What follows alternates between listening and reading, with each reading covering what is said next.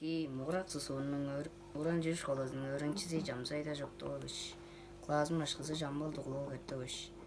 Küseder örümüm salıp beret.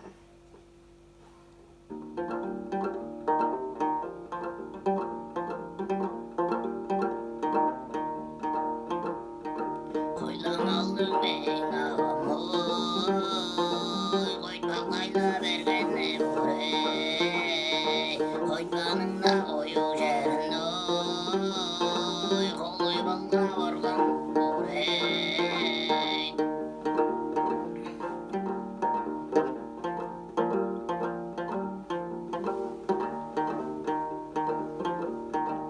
Aldım aldım ben ağamı, saçalayla bergenle burey.